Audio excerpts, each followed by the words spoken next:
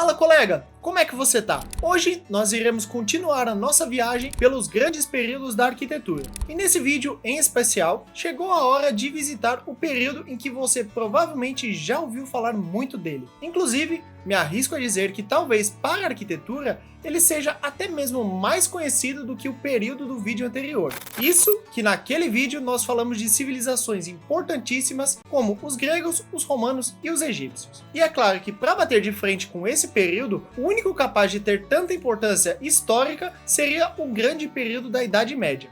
Para muitos, conhecido inclusive como a Idade das Trevas. Mas uma coisa que talvez você não saiba é que dentro dessa fase da arquitetura, podemos dividir a arquitetura em si em três principais estilos. Mas tudo isso você só vai ver depois dessa vinheta. Roda aí.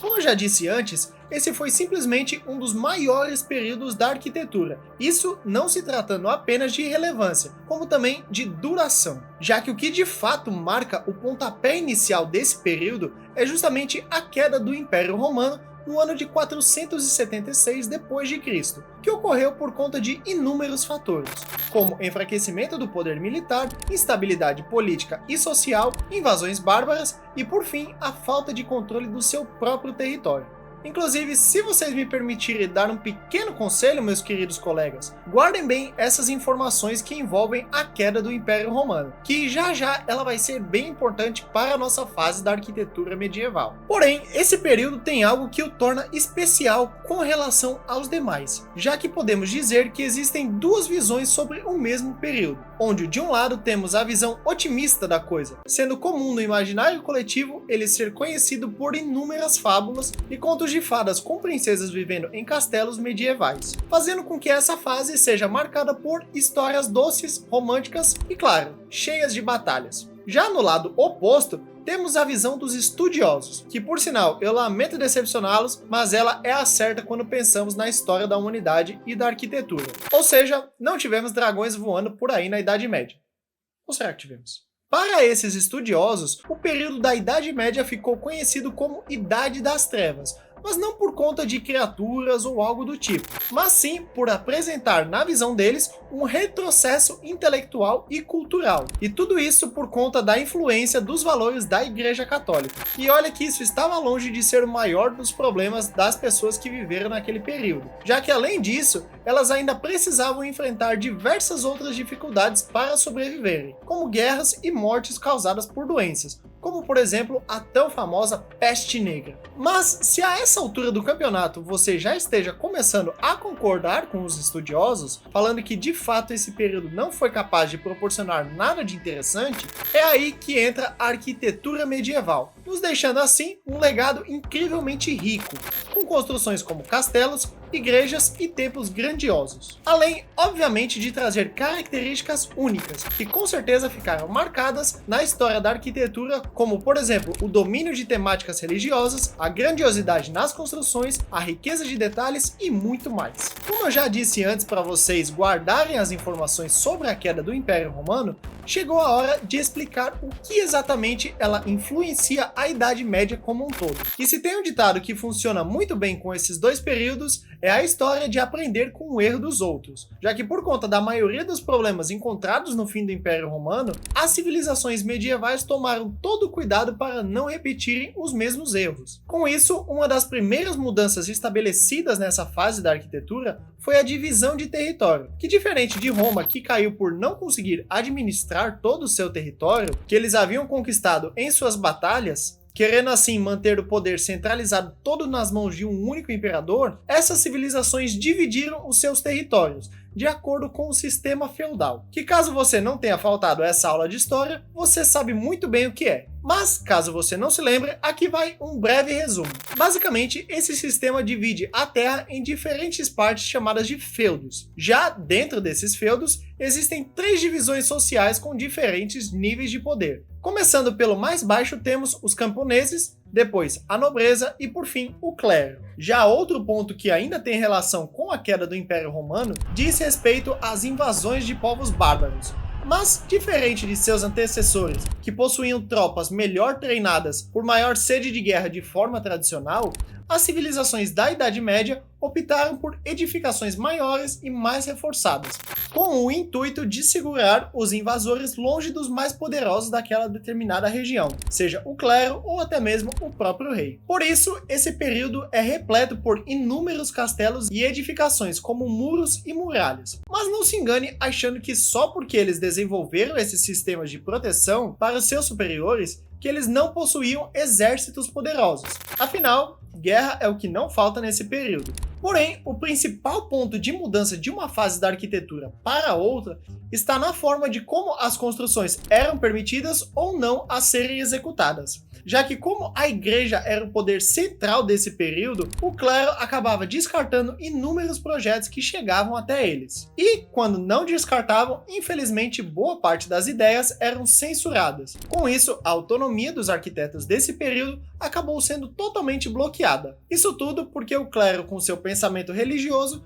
pregava que Deus era o autor das obras, ou seja, os arquitetos eram vistos apenas como seres que expressavam a vontade divina, e não de fato os criadores daquela construção em si. Então, basicamente, se você era um arquiteto nessa época e quisesse fazer um projeto diferente do comum, era melhor procurar realizar o projeto de alguma catedral, igreja ou mosteiro. Com isso, então, tivemos o surgimento dos três grandes estilos da Idade Média: o gótico, o bizantino e o românico. Diferente do que aconteceu no período anterior, em que tivemos grandes civilizações se desenvolvendo praticamente no mesmo período de tempo, mudando apenas a localização de onde ocorreram essas mudanças, na Idade Média isso fica bem diferente, já que geralmente as mudanças aconteciam às vezes em lugares diferentes, mas às vezes também aconteciam no mesmo lugar, porém em diferentes períodos de tempo. E o primeiro grande estilo que se destacou nesse período ficou conhecido como arquitetura medieval bizantina, que começou a se desenvolver no início do século IV, junto com o até então Império Bizantino.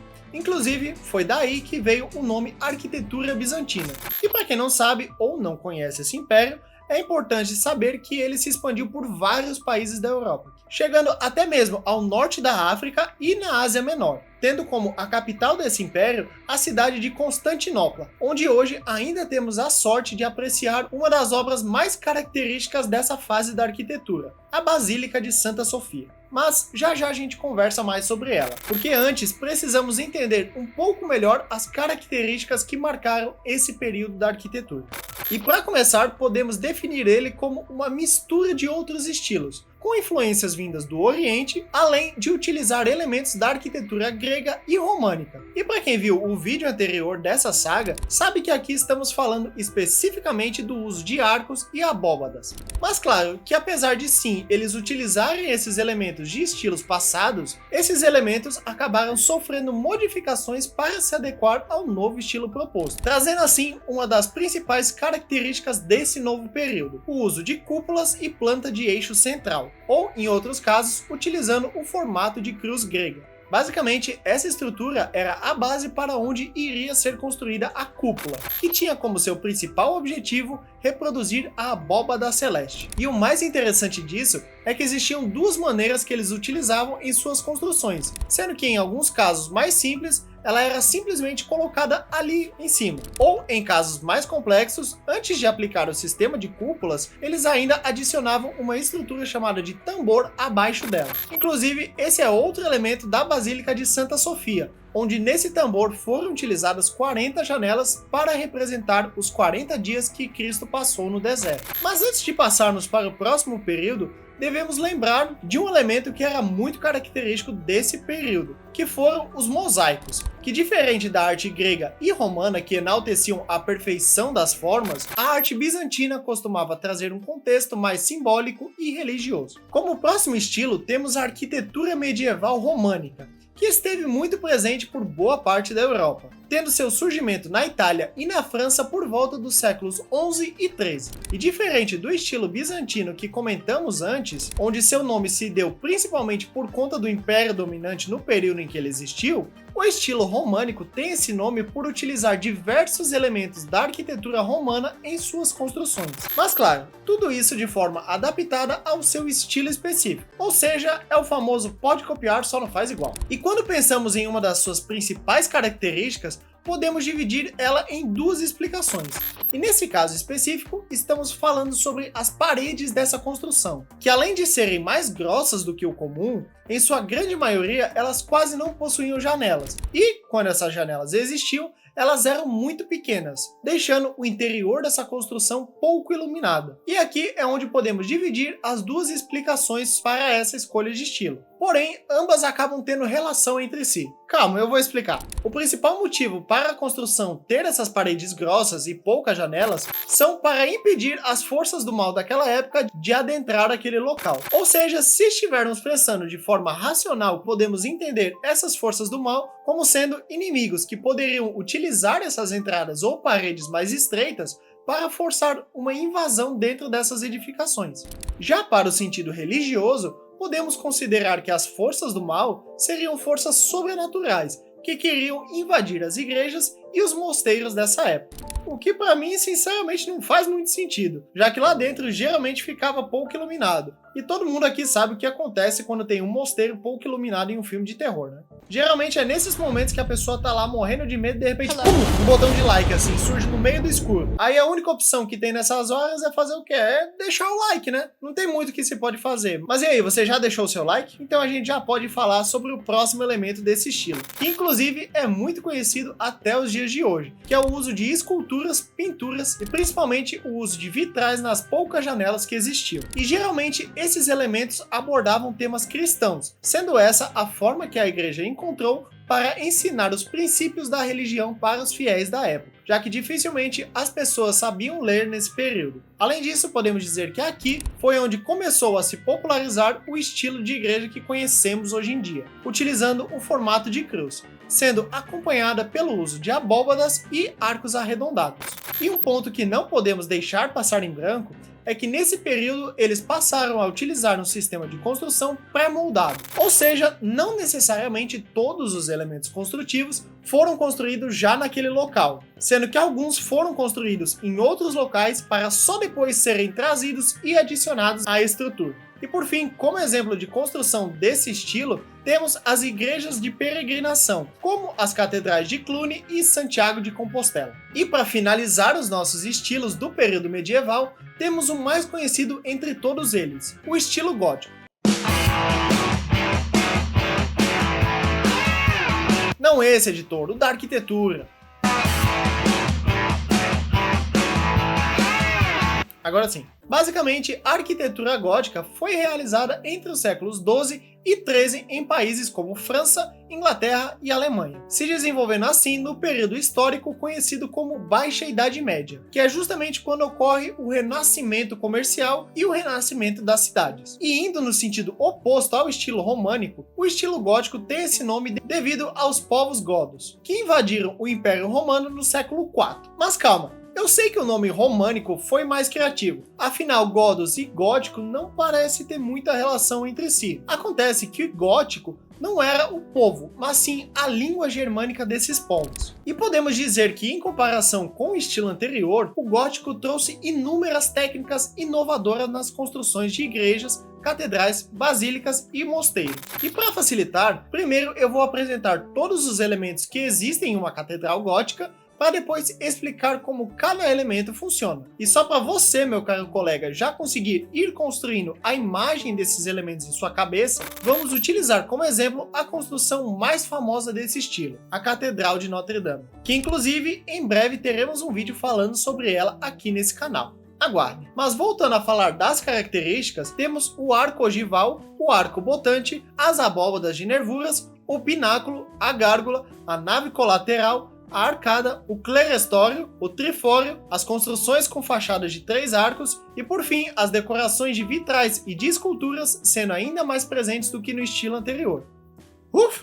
Cansei, viu? Para começar a explicar, vamos partir da entrada, onde podemos avistar o uso da fachada de 3 arcos utilizando o arco ogival, que é esse estilo de arco que, diferente dos outros estilos, não possui uma forma perfeita, mas uma espécie de ponta em sua parte de cima, e demarcando esses 3 arcos, temos a entrada para as 3 naves da catedral. Mas calma, não é como se existisse uma nave dentro da igreja. Em outras palavras, a nave é como se fosse o interior da construção, sendo divididas em nave central, que fica no meio, obviamente, e as colaterais, que ficam dos lados da nave central.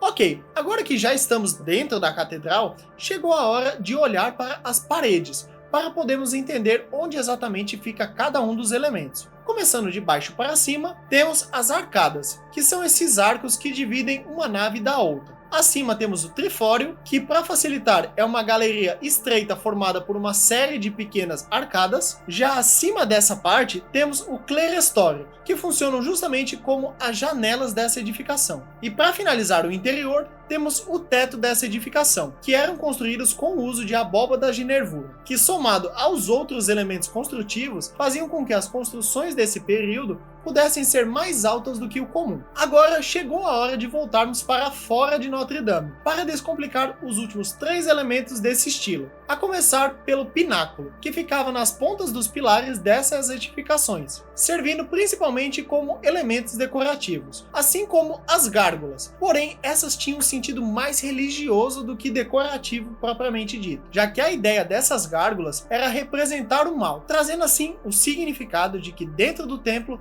nada poderia ameaçar os fiéis, pois o mal não poderia de jeito nenhum adentrar naquele recinto. Isso até o Corcunda de Notre Dame chegar, né? E por fim, o último elemento decorativo que temos é o arco botante, que além de melhorar a estrutura da construção no sentido usual, ainda proporcionava um charme especial para toda a edificação. E com isso, eu acho que descomplicamos o terceiro grande período da arquitetura. Sim, caso você não saiba, já estamos no terceiro período aqui nesse canal. Então, caso você não tenha visto os vídeos anteriores, eu vou deixar eles aqui, só para você clicar e já ir direto lá e entender de forma descomplicada quais foram e como foram os 2 períodos anteriores. E dito isso, cada projeto seu seja uma obra-prima.